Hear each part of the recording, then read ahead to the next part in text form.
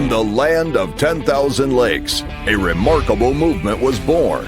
Welcome to Hometown Hero Outdoors. We are dedicated to honoring our military service members, veterans, and first responders by providing them with unforgettable outdoor recreational opportunities. We believe those who have served and sacrificed so much for our country and communities deserve a chance to reclaim their spirit and find healing in the great outdoors. This is Hometown Hero Outdoors.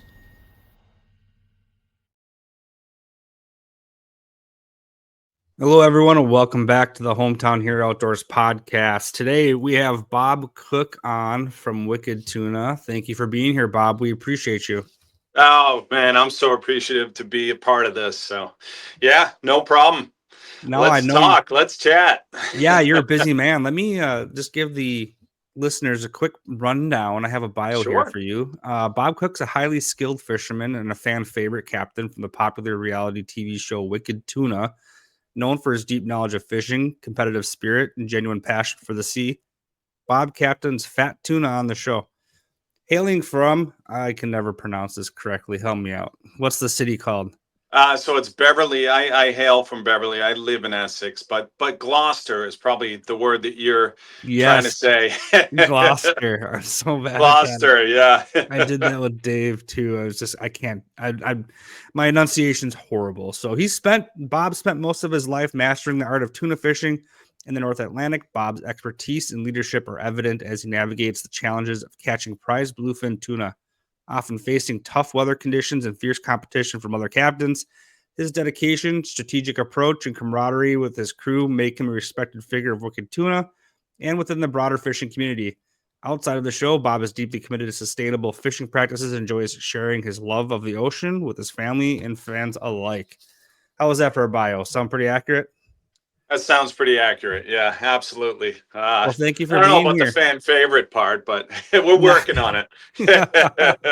So how did you come about getting involved with the show? I mean, we'll talk about all your history and everything too, but I'm very curious. How did you get involved with Wicked Tuna? Yeah, so Wicked Tuna has been around now for 13 seasons. It's been a long time, and I grew up fishing. I grew up working on lobster boats, working on gill net boats. Then I started chartering about 25 years ago for striped bass. And then probably about 22 years ago, I discovered bluefin tuna.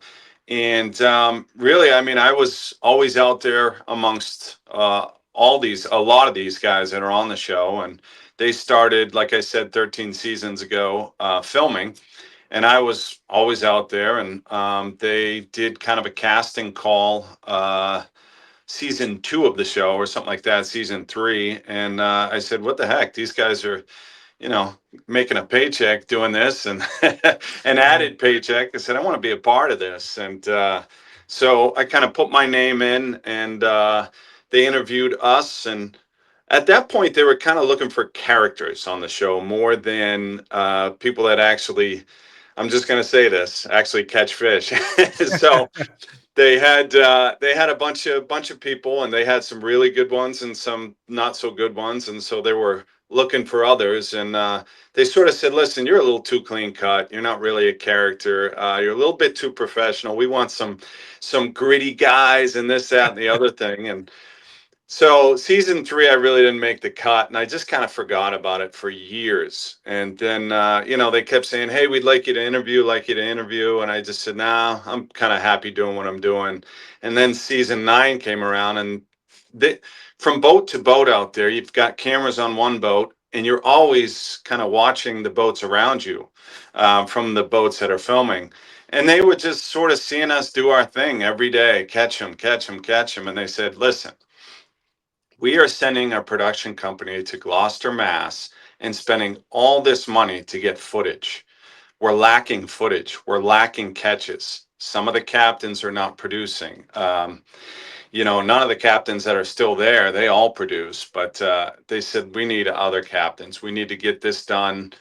We're risking way too much financially. And so then they said, listen, Bob, we'd like to have you. You don't have to interview, nothing. And season 9, I came in. I didn't really like the way they went about it, the us against them, the Mm. tourists, the outsiders, and all that stuff. And I didn't realize they were going to do that until it aired, to be quite Oh, honest. Yeah. And then once it aired, I said, well, I did that. I don't think I want to be a part of that again because they tried a little too hard to produce it. And there's enough drama that happens out there that you don't have to contrive it or produce it.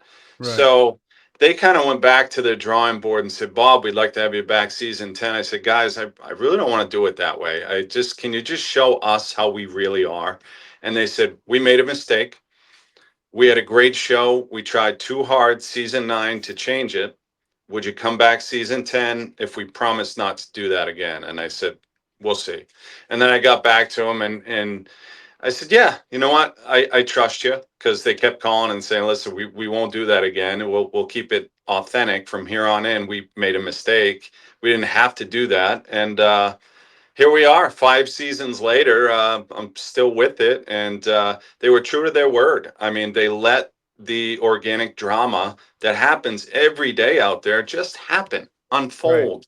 And it wasn't it's as contentious as it could possibly be because we're in a competition and we always want to catch more than the next guy. And again, like I said, that's organic fun, that's organic competition. And there's so much stuff that happens day in and day out. They don't have to force it. And I tell you, it took a real turnaround there, and we gained a whole lot of fans by letting it be. Just let it be, do its thing. So here Show we the are. real you, show the Yeah, real everyone. And yeah, exactly. Yeah.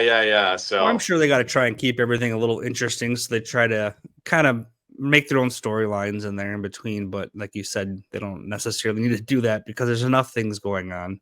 I totally agree. They do have to sort of to stay relevant. They have to tweak it here and there with new ideas and just don't go overboard. And I kind of feel like that's what they did Yeah. season 9, but they are a great crew to work with. I'll tell you, Pilgrim Productions, they're the ones who film it and then they sell it to Nat Geo. And Okay. they were just awesome. I made some of my best friends. One of my best friends to this day is my camera guy, and I've had him for 5 years. And we just, we became good buddies. He's out there in San Diego. My wife and I go out there and visit him, and it's cool, man. Does he A take nice you fishing when family. you go out that way? Yeah, I actually go on the Dave and I go Marciano and I go out there and we do fishing for Rollo's kids out there. So it's we do the long range boats. Mm. So people kind of pay to fish with us, and we also do it as a kind of a competition setting out there too. We call it Tuna Wars. I And love it. it's kind of, yeah, they pay to be on the Liberty, which is the boat I'm on, or the Tomahawk, which is the one that Dave's on. And yeah, it's long range bluefin tuna fishing. Actually, it's cool. We go from the East Coast to the West Coast to fish for the same thing, but they're a lot That's cool. smaller out there, but it's cool. Yeah. Well, and for the listeners too, if you're actually watching the podcast right now on our YouTube channel, Bob's actually on his boat. Yeah. Want to talk about your boat a bit, which is it's a gorgeous boat. I know when our New England state director David Gray told us that he went out there and got to fish with you and Dave Marciano and got to take a look at your boat and said it's absolutely gorgeous, both boats. So, want to talk about your boat a bit and how did you come about acquiring such a beautiful masterpiece of the water? Oh, thank you so much for that. I'll tell you, it was a labor of love and a lot of time, a lot of money, a lot of stress building it. But it took about 2.5 years to build. I think I started the process in 2019. Bought a hull, brought the hull to a finisher up in Maine. The hull's a 46 Muscle Ridge. It's a down Mm. east boat. And that's the type of boats we run around here for mostly for stability and efficiency. So it's got a single engine, single 900 horse Scania, and yeah, I mean, for years and years, you upgrade, you invest as the business gets bigger, and by business, I mean the charter business. That's mostly how that's our income really is chartering. Hmm. The bluefin tuna sale is certainly that's a big part of it as well, but mostly it's our chartering. So I took all the ideas from the vessels I had and said, okay, my dream is to have this. My dream is to have this here, lay it out this way. I need this to be here to kind of, lay it all out perfectly. What's up, David? How are you? We had a late addition to our Oh, podcast. We yeah. got David Gray, our New England, our state director up there. He's actually helping on the board right now, and he's just getting home from work. What's But up, buddy? he just jumped on. Say hi, buddy. How's it going? Good to see you again. You too. Yeah. Thanks for coming, man. I was just talking about the building of the new fat tuna. So yeah, you take ideas from an old build or an old boat, and again, you sort of dream up a plan, you put it on paper, and to actually see it, the end of the process, and just know that you've done everything exactly the way you wanted, and have no regrets. Like, oh, I should have done this, should have done that, and the finished product is exactly what I wanted. And every single day we do a charter now, nobody's ever in my way. That was a big part of designing it the way we designed it. People have places that they can sit out on the back deck. We have the live wells way back so people aren't close to falling into them, and they've got a little bit of a seating area there back there. So it's just all these things I wished I had, I now have. And it's just every single person that comes for a charter now wants to return the next year, whether we catch or not. And that's, hopefully because of our professionalism, but mostly it's because of this boat. And I'm glad. I really am. I'm so happy we did it. No, a good comfortable boat makes the experience everything. If Oh God, yeah. I used to I still do. I'll go up to Lake Michigan and we'll hop on some boats to go chase some salmon. And if that boat's tight and you got a lot of people on there, it can be really uncomfortable real quick, especially when you get a little bit of weather. And definitely makes a huge difference when you have some space to spread out and can at least respect each other's distance a little bit. For sure. Yeah. So yeah, I on the old boats I would play Tetris around bodies. Oh, excuse me, pardon me, sorry. Put a piece in here, take a piece out here, and it was too much. I'd be so tired. Yeah. With our fish houses out here, we do a lot of custom ice houses where we go ice fishing. And one thing I've noticed is over time, you get a few of these different fish houses and you're like, I wish it was like this. I wish it was like this. And then you keep buying new ones and upgrading and changing. Then eventually just build your own. And then Absolutely. it's just, you know what works and what doesn't. I'm not going to lie, too. The reason I did it when I did it was because we had some leverage from the show. I could have never afforded to build a new boat without help from sponsors. Companies want to put a sticker on the window in the view of the camera. It's great marketing for them. Right. Every charter we do, we talk about all the products we have on board, Raymarine, Gemlux, Seahawk paints, Fleur cameras, things like that.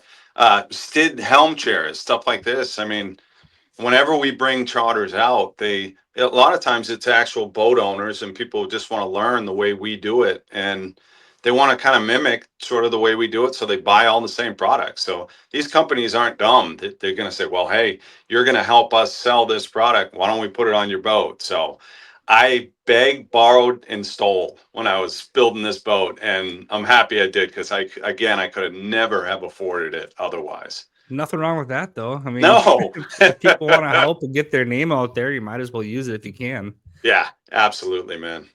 Going back to your youth, growing up, you said that you did a lot of stuff with lobster boats and getting out in the water and doing different diverse types of angling. Can you explain a little bit about how you got into that? Is it a family passion that you got into with everyone else you got to share that with? It's funny. I just went over this this morning. There's a guy doing a Wicked Tuna book about the captains. His name is Andrew Joyce. He's an author from around here, and I just said this morning. And it's the first time I've talked about it in years. But my grandfather, his name was Sylvester White, and when we were younger, my God, 5, 6, 7 years old. I'm one of 7. I'm the youngest of 7 kids. Nice. And there's 5 girls, 2 boys. My brother has Down syndrome, and my brother and I would go and fish with Sil. Gampy, we called him. Gampy he was my granddad, and we would take a rowboat. We call them a dory. You'd have to kind of look up what a dory is, Dory, Hmm. and we'd take it out of Salem, Mass, and row out, throw an anchor, and just ground fish. When I was 5, 6, 7 years old, well, and we used to do that. My God, 3, 4 days a week, and just forget about time. And it was all hand lines on this little spool, and it was just awesome. And my mother, his Sill's daughter, Gampy's daughter, was the best fisherman on the boat. She was incredible, and I pretty much learned a lot of skills from my mom. And really, it was the tenacity more than anything. Ma, we're not catching. 2 hours, 3 hours. Just wait. There's a tide coming. The bait's stacking up. I can tell. I can see the water surface. I can do this, and I just know they're coming. Just patience. That's what fishing is all about, and I'll always remember that. And she was right, man, and she was a badass. And yeah, from there, I used to go down to the dock in Beverly, right by where the lobster boats would depart every morning, and I'd fish off the bridge right there. Really wasn't that high of a bridge.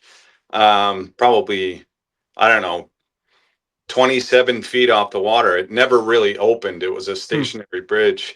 Um, and I used to fish for mackerel right there and watch them come and go, the lobster boats. And one day, and I always said, I want to be on one of those boats. I want to work on one of those boats. Well, when I was 11, my mother dropped me off to go mackerel fishing off that bridge, and I walked. She watched me too. When she was leaving, she stopped. I didn't realize. I walked right down the dock where the lobster boats were departing, and there was one guy that was late to leave. It was probably 8 in the morning. They leave at 5, 6. Well, Hmm. his backman was late. His backman's his helper, his first mate, I guess. His name was Jay Faniff, and his name was the captain's name was Lyle Smith. He's still to this day is like a second father to me. But I said, "Hey, can I come out with you?" He kind of looks at me like, "No, I can't. You can't come. What are you talking about?" And he said, "I'd really have to ask your parents." I said, "Well, I just saw my mom stop the car right up here. You could go ask her." He's like, "All right." So he goes up and he asks my mom, and she goes, "Yes. All right. If you're okay with spending the day with this kid, go ahead, take him." Oh wow. And from there, that's where that passion just all started right there. Because I used to ban lobsters.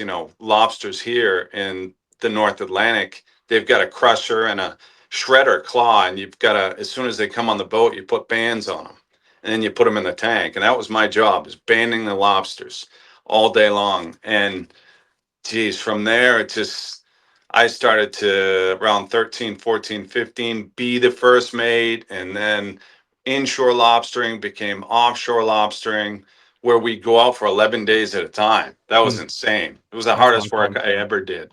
The only thing I could ever compare that to is kind of deadliest catch type stuff without the weather. It Right. was nothing like that, but the work was pretty much the same. It was incredibly hard. 18, 19, 20 hours on deck. Like I said, 180 miles out, 11 days. So Some long days. that was crazy. That was crazy. But anyways, like I'm sorry, I'm over talking, but that's kind of No. the history This of yeah, this is where what it we're here began. for, right? Yeah. Everyone's learning who Yeah. you are. Yep. No, that's crazy. So lobster, I know Dave and I were just talking about this on the last show, was the availability of it up there, and I think Mm. last time we were talking about that at sometimes the price of beef is more expensive here than it is for lobster enough where you're at, which is pretty cool. So now that you're on the lobster boats and you're engaged in all of this activity and harvesting, were you able to bring some of those back and help feed that large family a little bit every now and then? So I got to be honest. Yes, I was, and I never liked lobster. Oh, really? And there was like maybe half of the kids in the family. Mostly that was the ground fishing that we did in the harbor that fed the family. That Okay. was, yeah, that was haddock. That was actually my mother used to take skate wings, which is really it's a trash fish. And flounder and pollock, and there was a few of the kids in the family, two of my sisters as a matter of fact, who did not like fish, so Hmm. she bread it up, put it in the oven, and say it was chicken to them. Oh wow. And they were fooled by it completely. Wow, this is the best chicken I ever had, Ma. Meanwhile, it was flounder, So it's just, It yeah. sounds like what I do to my wife with venison meat. She hates venison. So Oh, it's my favorite. I Oh, know. We'll put it's it into better some than tacos any every now and beef. then. I Yeah, know. It's so good. I don't know. yeah, There's something in her youth when she was young where I get it. probably had some bad venison that was made by a family member that didn't go right, but who knows? But that's pretty hilarious though. Yeah, It worked, right? it worked. It It worked. worked. Yeah, yeah. So So, when you guys got to go fishing with some HHO members, one of the things that we talked about was, our members and their service and the appreciation that you guys have had for those who have served. What got you into taking some of our military service members and first responders on the water? well, for me, it really began sort of the passion for doing this. I think it was season 10. We did it, the Wounded Warriors Project with Nat Geo, with Pilgrim. We did an episode, and I just really enjoyed it. Man, we were steaming out at night, being filmed the whole time, and the old boat had a couch behind me, and that's the boat that it was filmed on.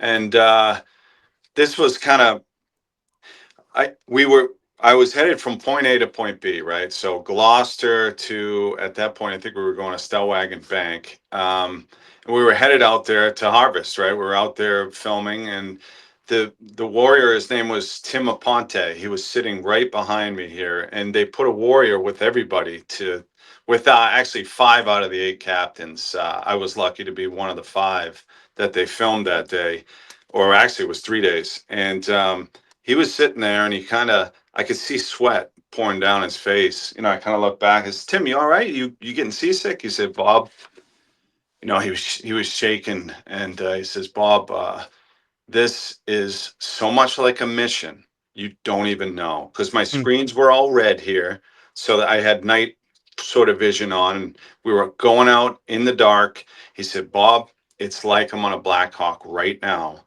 Hmm. It's exactly the hum. It's the engine. And to this day, right now, my hair is standing up on end, because when he explained that all to me, and I sort of got a feel of it all, and he said, Bob, we're going out on a mission now.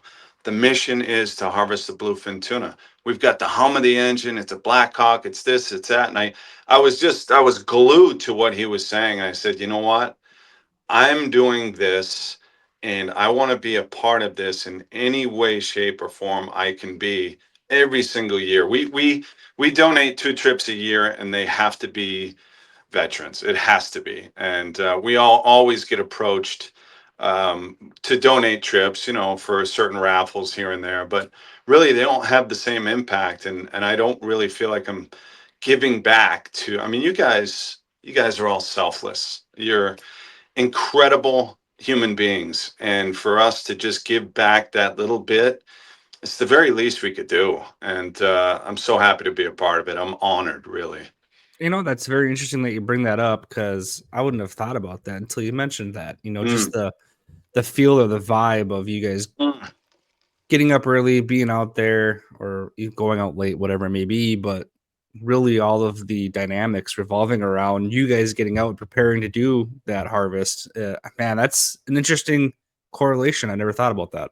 It was unbelievable, really. And I don't quite know how to say this, but I'm just going to come out and say it. I know that there's so many things involved, right? There's PTSD, there's mental, there's physical, there's again, you guys have given everything, right? And I had to be really careful with sort of the way that I was out on deck a lot of times, because I knew, certain things would affect him. And finally he just grabbed me. He said, Bob, can you please just do things the way you normally do them? I may be affected. I may, I may run out of the way sometimes here and there, but allow me to do this. And this was all just a learning process for me, how to handle it all. And by the end of it, again, we've just become real good buddies. I haven't talked to him in a while, but I got to reach out to him. But it was it was a learning experience, and one that I'm so grateful for. I really am. No, and thank you for doing that. That's fantastic. I think people have a lot of valuable resources that you are individually good at, and the things that you do and enjoy, and you can share that with others, and definitely is a part of the impact and the healing process Sure. for people who have served. One of the things with the organization, I tell everyone, you don't have to be an expert at anything you do. You just got to be able to share that information with others, be able to help them have the resources that are available to them, and share maybe some knowledge with them, because a lot of it's creating new healthy habits, and that's what we need. A lot So of our well service put. members. So well put. Thank you for putting that way, because that's perfect. Yeah. It's the new healthy habits, And Mm-hmm. David, you made the connection with Jake and got to take some people out and whatnot. So do you want to talk a little bit about what that looked like and the trip did? And I know we're on half an hour here, Dave, and I don't know how much time. I'm sorry, Bob. How much time do we have left with you? Oh God, no problem, man. You have half hour, however long it takes, man. Sure. Yeah. I just don't want to make sure that we're respectful of your time and being here. So, David, want to talk about the connection that you made and being able to go out on this trip with them? Yeah, I want to actually touch back on something that Bob was saying about when they were steaming out and stuff. I think a lot of people don't realize, they think of PTSD, watch out for fireworks during 4th of July and all these other things. But Bob, you got to experience the fact that PTSD has many different faces and different triggers. And you probably would have never thought, and a lot of people wouldn't think, just going out on a fishing trip, the sound and the lights of your like dashboard type situation could cause that.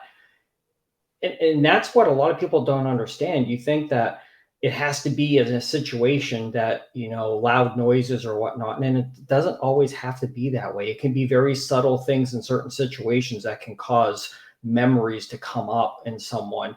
And if you haven't experienced it, you kind of step back and go, well, I'm not making a connection. And I'm glad that happened, because I'm assuming that, it made you more aware of how the little things in life can affect certain people that have been in certain situations.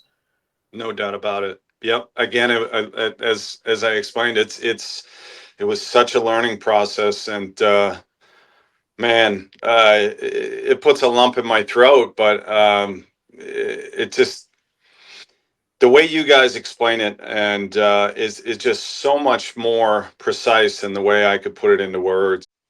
Yeah. So in order, to be able to do that with you guys, I am all in every single year until the day I die.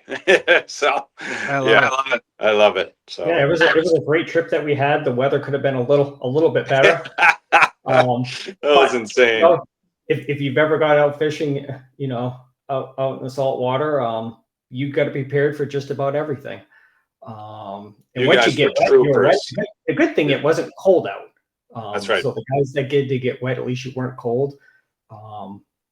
Waves are a little bit, but again, you just had to anchor yourself in the corner of the boat and hold on. But no, it was a very, very good time. And a lot of people don't realize how far in New England, you think about going out fishing with a charter, you're thinking we're going to do, a half an hour drive out. You're going out, would you go to Jeffrey's Ledge? Is that where we were? We were actually before Stellwagen. We were at Tilly's. Okay. We were right in and around Tilly's. So But it's a people bank don't right there. Yeah, people don't realize how far you've got to go out to Yeah. get some of these fish. And the time period that you have to sit there and talk to people and relax before you get into the action and stuff like that. But yeah, it's a ride out there. Voted Best Electrician 7 times between 2016 and 2022, O'Neill Electric was established in 2016 and is located in the Stillwater, Minnesota area. They provide commercial, industrial, and residential electrical installation and maintenance services. Their team strives to be the most helpful electrical contractor you'll ever work with, from the office to the field. Licensed and bonded in both Minnesota and Wisconsin. Go to their webpage at o'neillelectricmn.com. Founded in 1922, The Minnesota Police and Peace Officers Association, MPPOA, is the largest association representing licensed peace officers in the state of Minnesota and fights to maintain the highest ethical standards in the profession. Licensed police officers with the MPPOA membership have access to the Legal Defense Fund, homeowner and auto insurance, have a voice in the Minnesota legislature, and more. Go to MPPOA.com for more information. Relentless Defender set out to design clothing apparel that police officers could wear with pride. They sell only top-of-the-line apparel, bringing you custom soft ink designs not found anywhere else. Relentless Defender makes it a priority to give back and donates a portion of all sales to various police charities. They stock all products and ship out same day whenever possible. Visit them at relentlessdefender.com. It's a program. Yeah, I'll tell you, it's you really got to kind of sharpen your communication skills, and we try really hard to make sure that it's all about safety. And we tell all the guests just where all the equipment is, and then there's the normal sort of questions about the show and questions about this, that, and the other thing. So, I had a really good charter captain probably about 25 years ago say to me, he said, "Bob, being a charter captain is about two things. That is about being a good human being and catching fish." And he said, the good human being is about 90% of it. 10% is catching fish. And so, and that's always stuck with me. And there's so much more to it as far as personality. You gotta be right on and give them a good experience and make them feel at home all day long. So when you have weather like that, like you guys had, the weather kind of takes over, and you just gotta make sure that people are as comfortable as they can possibly be. And you got to try to get the job done and get the heck home safely. And that's what we did that day. Yep. I remember seeing videos of you out there, though. You were laughing, smiling, having a good time. Everyone was chatting and relaxed. It was awesome. I mean, yeah. I know people weren't feeling the best when it came to wanting to throw up over the edge a little bit, but you were making the best out of it and having a good time. They were troopers, man. They were, yeah. They didn't mind one bit. I don't even remember if we had any pukers on our boat. That's good then. Yeah, I don't remember. Just it only happens every trip. Well, people don't realize how much, if you're a flatlander in the middle of nowhere like me, how much that water motion can affect them. And one of the things that I've been telling a lot of people who go plan to do big water stuff is, you're taking that Dramamine, prepare for the days before, just not the day of. Mm-hmm. Start taking that days before, because it does affect you. Absolutely right. Yep. No, it's very cool. I do have a couple questions for you. So, sure. You remember going back to your very first bluefin tuna? What that felt like? Was that like just a complete incredible rush, or like what was it? Intentional? Was it unintentional? Just curious with that memory. Yeah. So the memory is this: I was on a striped bass charter. I had clients on board, and this is probably, let me see, 2024. It's probably 99. All growing up, I saw people come into the marinas with bluefin tuna. I had no idea where the heck they were getting those bluefin tuna. And I always wanted to know, but I was always working on lobster boats, and we really weren't doing all that much rod and reel stuff. But when I started guiding, which was, like I said, in and around 99 for striped bass, there's an area of islands outside of Beverly. There's Inner Harbor, Beverly, Salem, Marblehead, and then there's islands. So there's Misery Island, there's Baker's Island, and we were fishing the 180 line, which is 180 feet of water, deep water, which we didn't normally do for striped bass. We always fished inside amongst the rocks. We were outside the islands, and I kept seeing these vertical splashes off in the distance, probably 3 miles away. We had tons of visibility that day. And I kept looking, I kept saying, that looks legit like somebody is dropping stuff out of a plane. Huh. And these big vertical splashes. And I said, guys, I asked my clients, I said, do you want to go out there and see what that is? We got to see what that is. They said, yeah, let's do that. Now I had mackerel in the live well. We were catching striped bass with that. And I was only using 30, 40, 50 pound test line. I go out there and I start to see it. And I start to see these things, their whole body come out of the water. And I said, oh my God, what is that? I've only ever heard about this. Could this possibly be bluefin tuna? And it was. Huh. I throw out a bait. I said, guys, this will be about 3 seconds of fun if I couldn't even get the words out of my mouth. It just takes it out of my hands. And this is on, I don't know, a 4,500 bait runner Shimano, which again, like I said, 30-pound test. So, and so I loosened up the drag because I knew it would just pop if I didn't. And so we fought that thing for about 10 or 12 minutes, right? And ever since that day, I had to go. Of course, we didn't land it, right? So then we hooked up about 5 more times, didn't land them. And then it was my goal to land one of these fish out there. And I didn't see him again for the rest of the freaking year, Oh right? no. Oh, yeah. So we're going out there. I'm like, all right, my charters, yeah, the striped bass are in the deep waters outside here, whether they were or not. So I was That's going out hilarious. there and trying to find these things. And it wasn't until 2000, the next year, where I took the boat out to the northwest corner of Stellwagen. And I ended up landing like a 60, 65-inch bluefin tuna, which, Wow. I don't know, 130 pounds, 140 pounds. But really, the funny thing is with bluefin tuna, you only ever remember the losses. It's like a gambler's mentality. It's like Hmm. you celebrate when you get one on deck, but then all you can think about is that next one, that next one, that next one. So, man, and then 60 inchers, you want a 100 incher, 100 incher, you want a 120 incher. But the most memorable part of bluefin tuna fishing for me is the chase. And it was that chase that every day I got to get one of these things. I got to get one of these things. And I just had a charter. I had one last week when we were supposed to be on here, but my last one was Sunday.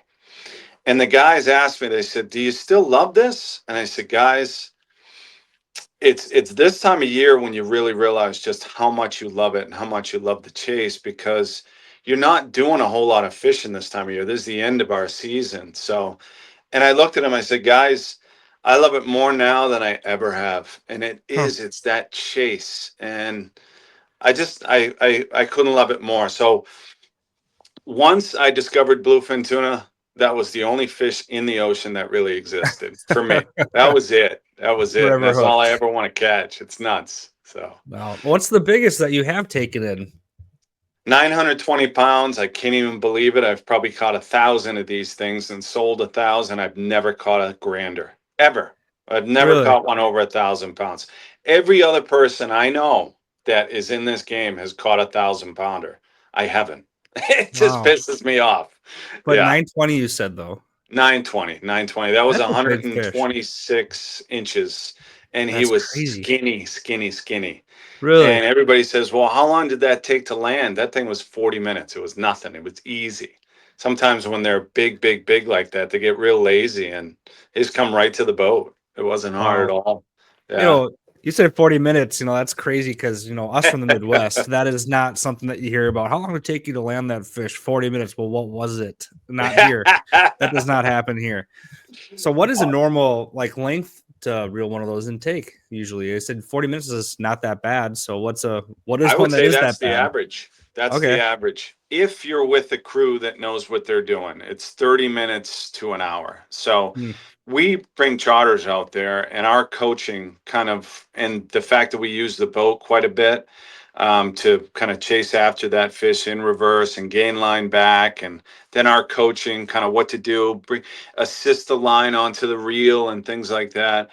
But without kind of coaching and without, I guess you would call us the experts kind of watching, uh, a fight, I've heard a ton of them this year. It could be 3 to 5 hours.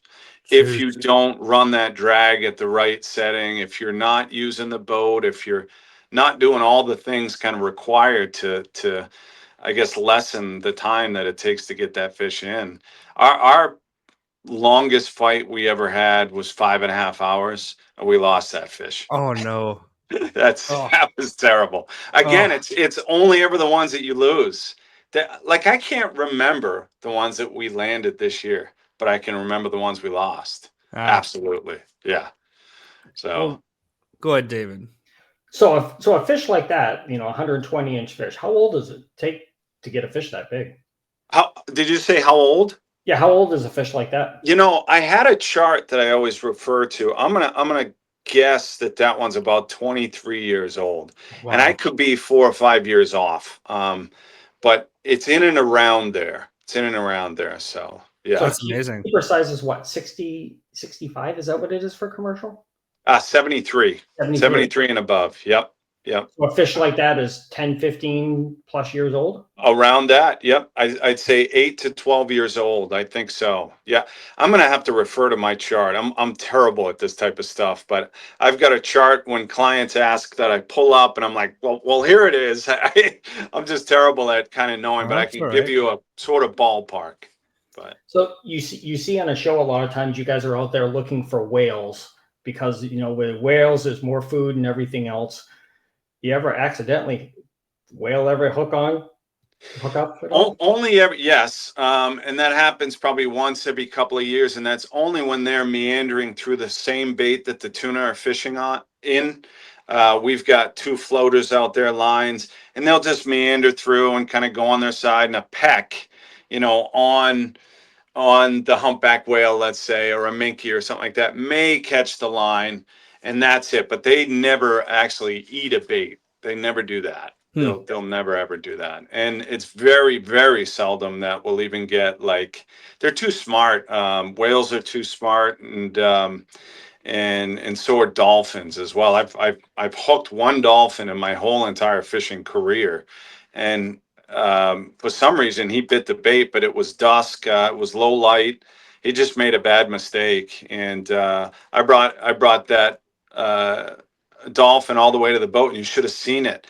All of his family, I guess you would call it, came in. The whole school came in and tried to save him. There was sort of came all the way to the boat, and they were sort of jumping inside the line trying to unhook him, and they couldn't Wow. do it, and they were right there by the side of the boat. It's just amazing how they stick together and sort of protect each other, and that's the only time I really saw just how they get, and I loved seeing it. That's a true family right there. But I was able to get the hook right out of him real quick. But no, with whales, if it happens, it's by mistake, and it's on their tail or their peck or something like that. Wow. That's incredible. Chris, you mind? I Yeah. have a couple of questions. Yeah, keep So going. If you got when the questions. show started and as it went along, how did that affect the Gloucester area and all that? Did it bring a lot more people into the area? Did it have a positive impact, or maybe it could have been opposite? Maybe it was a negative impact to the community. What are your thoughts on that? Well, I'm going to say by and large for business, it was extremely good, and it continues to be really good to this day. There's probably fans hanging right there, right now, kind of waiting for me to be done. But a ton of tourists come into town, and their sole mission is to look and see where the Andrea Gale was, perfect storm, and wicked tuna, and it has had a very positive impact on the area. We were able to kind of showcase Gloucester in all its glory. Gloucester is incredible, America's oldest seaport. And I will say the negative impact is that we've created a lot of fishermen. We've created a lot of bluefin tuna fishermen. They think they can come here and get rich. And I'm going to let you in on a little secret here. That 18, $20 a pound that you see on TV, by the time it gets to us, it's a lot less. There's a lot that comes out of that 18, $20 a pound. So by the time it gets to us, it's more like 8, $10. So you're talking about a broker fee, a box fee, an ice fee, a broker fee in Japan, a flight fee that we have to pay for, the 11% commission that a broker here would take. We're not making a ton of money, but I guess that the show kind of glorifies it a little bit, but we're just trying to kind of entertain people with this. So the negative effect has been our fellow fishermen. A lot of times they say, geez, you guys are putting the spotlight on this. You're creating a lot of fishermen. You're bringing a lot of fishermen into the fleet. And it's actually only somewhat true. The fact that bluefin tuna fishing has become so sustainable, and that's because of all the restrictions and regulations. I've never seen more bluefin tuna in my 25 years of chasing these things. The stock is so healthy, and pretty much anyone can go out there and hook up to one of these things. Whether they can land it or not is another story. But I mean, we get blamed for a lot, but really it's because the fishing is so good. And social media is really the biggest part of putting the spotlight on the industry and teaching people how to go out there and fish. We're pretty vague on the show. It's sort of, you see the lines go in the water, you see us hook up, you see us catch a fish. There's so much more that goes into that. But social media has taken that and said, A, B, C, D, E, F, G. This is how you catch a bluefin tuna. People have been able to do that, go out there and apply it and actually catch fish. But they could have never done that unless we were as good as we are with protecting this species that we love. And we're at the point now where we can only fish 3 days a week. We can only harvest 3 days a week. Monday, Wednesday, and Thursday is the only time we can sell fish now, and it's only one fish a day. So at the very best, we can only harvest 3 fish a week. So I know I'm going way off subject, but No, you're there fine. is, yeah, but there's all these things that come into play. So by and large, 70% of what we've done on film has really put a positive spotlight on the area and injected a whole lot of income to local businesses, which we're very proud of. The other 30%, there's nothing much we can do about it. We'll always be blamed for something or other. And I guess we just got to take the abuse, from fellow fishermen. That's interesting. All of those guys would want to do what we're doing, though, whether they say they would or wouldn't. They Right. all want to be on the show. I'll tell you that right now. Well, to your point, the amount of work that goes in behind the scenes, it's not just an over the night type of success and understanding of all this stuff. You look at any major outdoors person, like Christy Titus, Melissa Bachman, any of the meat eater people, they're putting in the work in the back end to 100%. figure out, how these animals move, how to harvest them, and the countless hours of pursuing that you'll never see on TV. And it's just, you can't just figure it out overnight. That's right. And they can see all that they want on TV, but to take it out there and apply it, that's another thing altogether. And one of the negative impacts, it's been incredibly positive for our charter businesses. Excuse me. But one of the negatives is people see it on TV and they think we're going to catch every day. And to your point, the work that goes in, the hours that we don't get bites, they never really show that on TV. It's like catch fish, catch fish, catch fish. And when you take a charter out, they're like, well, why haven't we got bit yet? It's like, oh man, now you got to explain that away. You. It's not an aquarium. Yep. Yeah. Well, and to the other part that you're speaking about too, when you do bring in the fish and they do get weighed, and there is a payout and you have all the fees, but also people also don't think about the amount of money that goes into your maintenance and everything that you do with your equipment, your fuel, especially with fuel costs being higher, that stuff really contributes to the amount of overhead that it comes to what you're doing. I have a 46-foot boat, and I have to make every single year $51,000 before I make a dime. It costs me about 51 grand a year to run this boat. It's insane. That's absolutely crazy. insane. Yeah. And as we all know, that's not going down. That's only going up. So, yeah. Right. No, you think about that perspective wise, obviously you do some charters and other stuff, but how many fish, would that really be over time, especially when you start taking out the fees? I mean, that adds up fast. You can't you can't do it just harvesting bluefin anymore. You have to do the charters. You have to do other fisheries. You have to. And yeah, that's one thing that we really didn't showcase on the show too much, and kind of wish they did. This is what they do as well. They run charters. We do this. We run fish markets. We run pizza joints. We live in the Northeast. This here is probably the second most expensive state to live in the country. Probably Massachusetts, New York, California. I don't know what order they're in, but I mean, the mean home price now around here is around $900,000. It's insane. Wow. So we have to have so many side hustles now, and it's a shame because all we want to do is go out there and catch, harvest, sell, make our sole source of income on bluefin tuna, but we really can't anymore. But we're so happy to bring people out and run charters for bluefin so that they can go out there and experience what we experience, because it's pretty damn cool. That is cool. Well, I know David. just the trip that you did with us on 3 boats with you and Dave Marciano's 2 boats, regardless of the conditions, the guys coming off the boat when we were, packing up and everything, guys were like, that is the best experience they ever had in their life, regardless of the weather. Wow. They're like, I didn't even really pay attention to the fact it was raining. Yeah, it might be soaked, but it was just the best experience they had. That's very cool. I tell you, I love to hear that, because you just never know. You're so focused on the task at hand, and then it's funny, 2 or 3 days after the charter, a lot of times that's when you start to get pictures, and you start to get the thank yous from guests and this, that, and the other thing. And we're so busy that we can't really fathom just how much of a great time they're having, and we take it for granted. Maybe that's a good thing, because it makes us work as hard as any other day, because we're focused on them having a good time. Well, it was that the next day and the next couple of days, all we were getting, because everyone's in a big group chat with all those people from the 3 boats, was everyone showing them with the prepared food, the fresh haddock and all of that and everything else. And yeah, they were loving it. They absolutely loved it. And we can't thank you enough for that.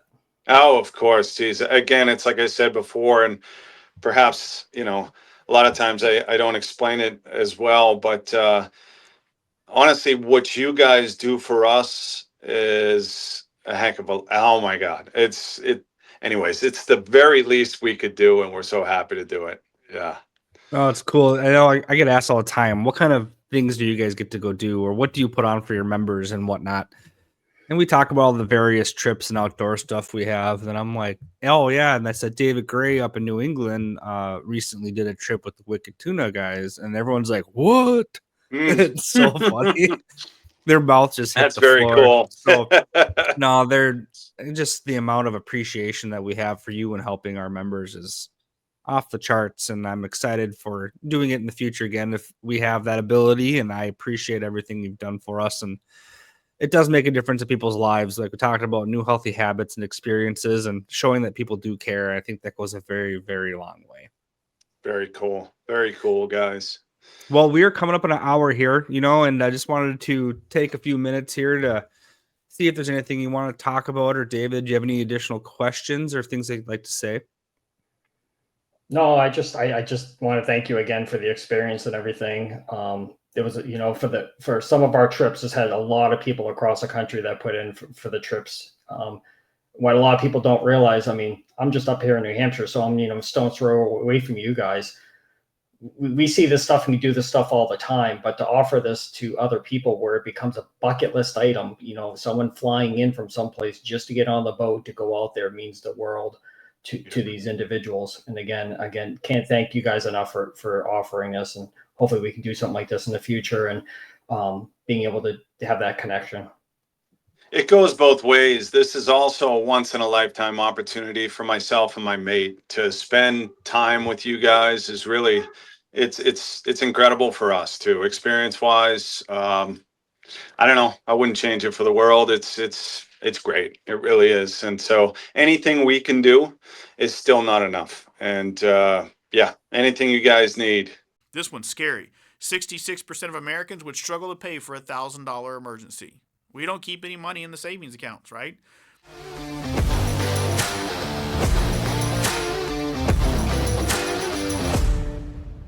The scary part about that is that 8 out of 10 of us watching this right now are going to experience a $5,000 whoopsie every 10 years. Something's going to happen. Kid's going to break a leg, and there's going to be out-of-pocket max medical that year, right? There's going to be a hailstorm or a fire or some kind of a natural disaster that causes us to have to write a big old check for our deductible for the roof replacement or the car, right? Something's going to happen. And I want you to think back to the last time you had a financial emergency. Was it the event that caused the stress, or was it trying to figure out how to pay for the event that caused the stress?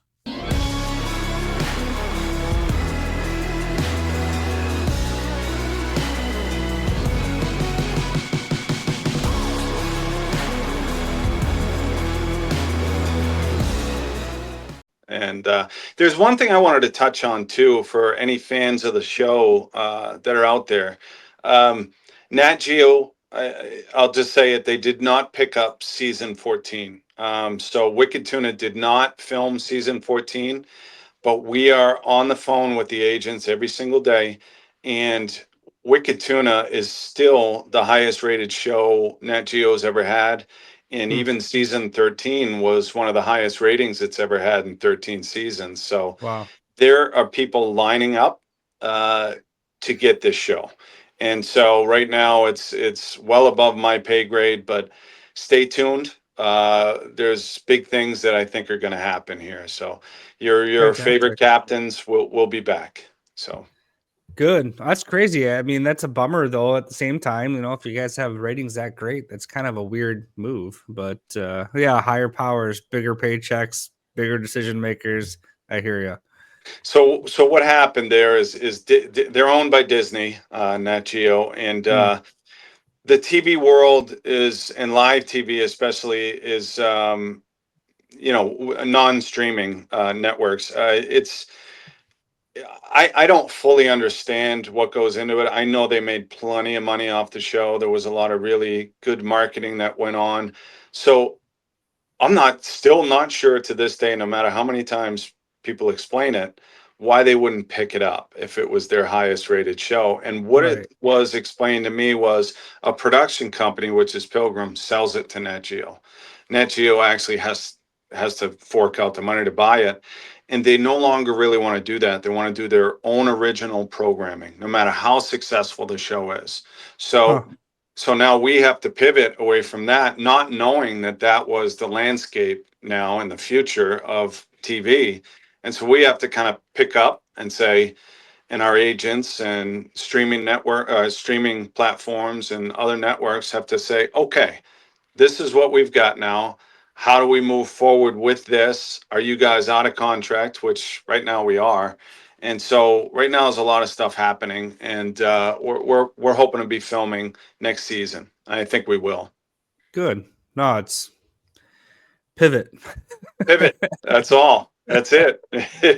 Well, yes. No, thank you very much for coming on the podcast today. If people want to reach out or learn more about yourself or your charters that you have, how would people do that?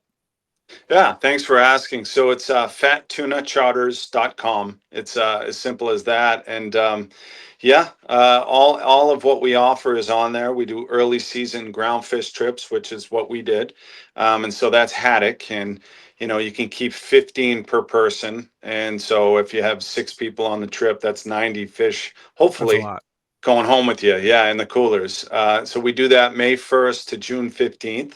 And we have a lot of fun with that. I mean, a lot of fun with the guys and girls that come out to do it, and kids. And it's just so cool. And then from June 15th on, we pivot, which is a word we keep using here. We pivot over to bluefin tuna. And we do bluefin from about June 15th until like right now. So right now, we're going to be done. We do have a little bit of quota, like I said, for December. But we stopped doing charters around this time of year because the northeast wind starts blowing and gets pretty messy, and it's too volatile and too cold for to bring clients out. But so yeah, good timing, family time, right? yeah, exactly. So fattunacharters.com, ground fish, and then we go right into bluefin tuna. So you can go right on there and book anytime you want with a small deposit, and that secures your spot. And you're on any major social media platform, Facebook, Instagram, all that good stuff? Instagram, I'm Captain Bob Cook, and Facebook, I'm just Bob Cook on there, and then there's Captain Bob Cook as well. Might be under Fat Tuna on Facebook, but Instagram's the one that I pay attention to most, and that's Captain Bob Cook on there. Cool. And people can reach out to you on there, or would you prefer through your website? Anytime, reach out on there, private message on Instagram, and I'll get back to you probably within that day. That's awesome. Yeah. Well, thanks for coming on. Do you have any last things you want to share with the audience? No, just I guess our love and appreciation for what you guys do and what you've done for us. Thank you so much. And again, stay tuned for the show, because we'll be back. We'll be back, and we're coming up to holiday season here. So everybody just hug your loved ones. And yeah, family is everything, as we know. And yeah, that's the most important thing. So have fun through the holidays, guys, and best wishes to you all. Yes, thank you very much. I appreciate you coming on. Mr. David Gray, do you have any last words you'd like to share? Nope. He summed it up right there. Thank you, Bob. All right, no problem. Thanks, guys. Thanks for having me. Absolutely, yeah. And for our listeners too, I just want to remind you all that, as an organization, we're here to help with your mental health, through outdoor activities, create new healthy habits. But there are times when some of us can't come back for some of that stuff. Just want to remind you all that our listeners here, or to our listeners that are field staff, are trained in applied suicide intervention skills training, which is also known as ASSIST. It's a crisis intervention that we do as a tool to help get people off that ledge and get them some help. We are not mental health professionals, but we are here to help you and be someone to lean on. And we are always here to listen, and you can reach out to us on our Facebook, our Instagram, our website. Our phone numbers are out there, so please reach out. If you are in immediate need, 911 is always an option, but also 988 is the crisis line. You can call or text that, but please do reach out. We are here. We want you here tomorrow, and we are here to help. So with that, listeners, thank you for being here, and we will see you on the next Hometown Hero Outdoors podcast. Thank you.